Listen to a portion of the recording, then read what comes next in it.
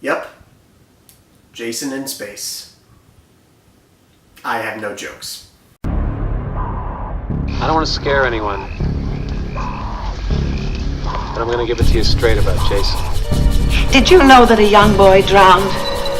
Legend has it that Jason saw his mother beheaded that night, and he took his revenge. A revenge that he'll continue to seek if anyone ever enters his wilderness again.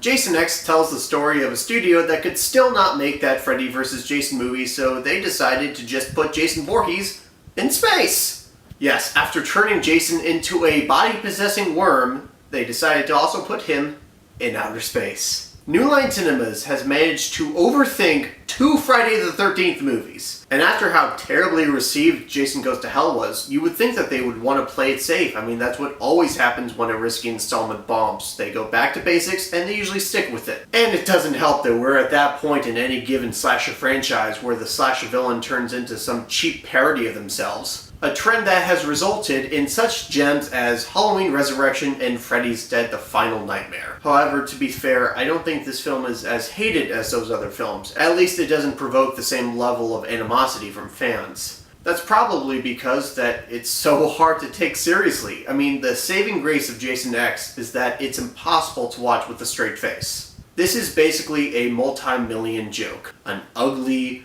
cheesy, impossibly stupid joke with terrible special effects. But credit where it's due, the filmmakers behind Jason X are in on the joke. They're having fun with the material, they know how silly the premise is, and that makes Jason X just funny enough to get off my shit list. Not that it's like a misunderstood classic or anything, but you could have a good time with Jason X as long as you watch it with the right mindset.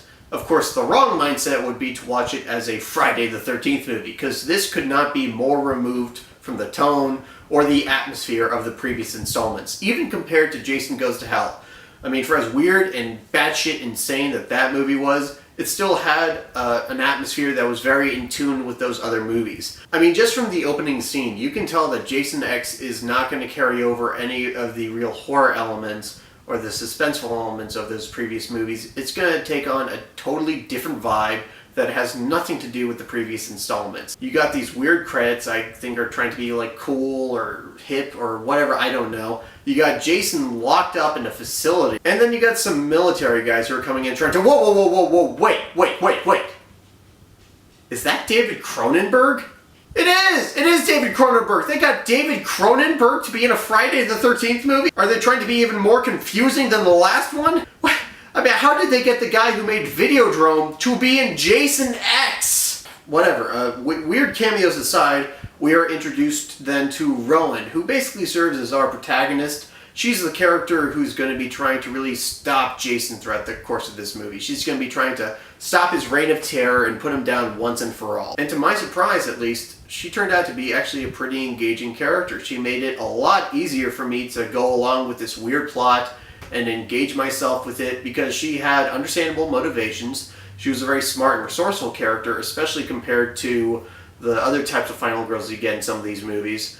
And she's played by one of the more capable actors of this movie because the acting in this is weird. Everybody in the cast is giving these odd, strange, just bewildering performances. It seems like they're trying to envision like the futuristic idea of a teenager and how they act and behave.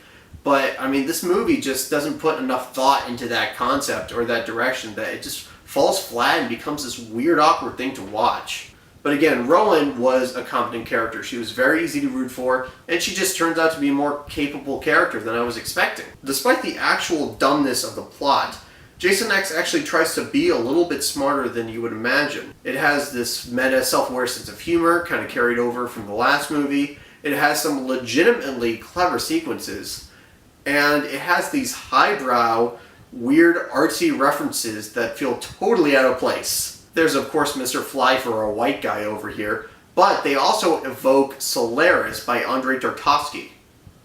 That's weird. Something that I actually preferred to Jason X over some of the previous installments is the fact that Jason's presence is made known to the characters very early on. We don't have to wait around for them to figure out what's going on and that the fact they're all getting killed off one by one. And this allows Jason X to build up some tension along the way and to keep a sense of momentum going on because it doesn't move as slowly as some of those previous installments. The problem though is that building tension is not the driving force of Jason X. If they had gone for pure schlock, that would have made way more sense to me, but there are sequences where it's like they're trying to evoke Alien or something, like they're trying to craft legitimately suspenseful sequences. And I don't know, it's just done so half-heartedly and in such the wrong, inappropriate context that they ended up feeling like filler to me, these sequences. It just felt like we were biding time until Jason ended up killing somebody. That's not to say that Jason X doesn't have its fair share of really great, entertaining sequences. I really love that computer simulation scene where Jason comes in to kill the guys in the video game and just ends up killing them again in real life. I thought that was very funny. And I love the sequence where they trick Jason into thinking he's back at Camp Crystal Lake. That's one of the most clever and just frankly ingenious scenes of not only this movie, but throughout the franchise, really. And it's honestly the only part of the movie where I felt like the whole sci-fi angle really paid off in any kind of satisfying way. To be honest, space just isn't an inherently interesting setting, so you have to really work to make that setting stand out, to make it work for the purposes of your film. And they don't really take the time to do that here. The space setting is very generic, it is very stock, and you could tell that the filmmakers weren't really interested in realizing this idea, as dumb as it was, to its full ambition, because they could have at least been creative with this. I mean, imagine if they had the same level of passion that Jason Goes to Hell did, where it took that weird idea and it ran with it, and it went to some places that maybe I wasn't expecting, maybe I wasn't even comfortable with, but it left an indelible impression on me. And this movie felt more or less forgettable. And that's not even going into the general look of Jason X, because it is legitimately atrocious. I don't know if the dim, overly murky cinematography was intentional or not, but I do know that it is an eyesore to look at. It's so cheap and tacky looking the whole way through that it makes you wonder, why did they even bother with a space idea if they didn't have the resources to really pull it off? Then again, I've asked that more than once in this franchise, so I guess it's tradition by this point. Not helping is the fact that Jason X has some of the worst computer-generated effects that the early 2000s had to offer. It is shocking to think that this movie from 2000 has more dated effects than its predecessors from the 80s that didn't even have a quarter of the budget that this movie has. And Uber Jason. I guess you gotta talk about Uber Jason. Uber Jason he's Uber Jason. I mean, again, what is there to say about him? Of course, going into this movie, I thought Uber Jason was going to be offensively stupid.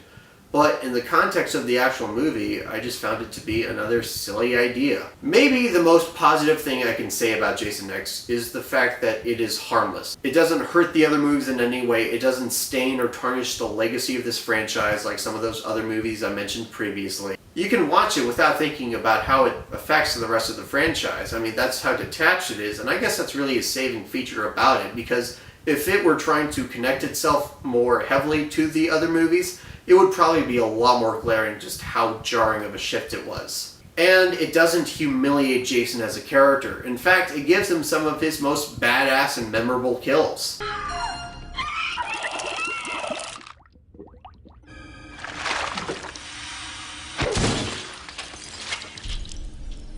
Jason is basically an action hero at this point. He arrives on the scene and slices and dices, basically Terminator style. He's invulnerable at this point. They make that explicitly clear. And now that's a portrayal that's going to divide fans of the series for obvious reasons, but I thought it was a refreshing enough change of pace. I actually really appreciate the fact that Jason was a lot more tactical this time around. He seemed to be a little bit more smart, more clever, and just more resourceful than the other Jasons. In his final outing, Kane Hodder gives perhaps his most badass performance as Jason. I mean, just the way he sizes people up before he kills them gives him a lot more personality and puts a lot more of a stamp on that character than just having him be a lumbering zombie that goes around killing people at random. So as a swan song for Kane Hodder's Jason, this is a decent portrayal to go out on, but not the best movie. Now, given that I have a surprising amount of positives really for this movie, I can't call it the unmitigated disaster that I was dreading.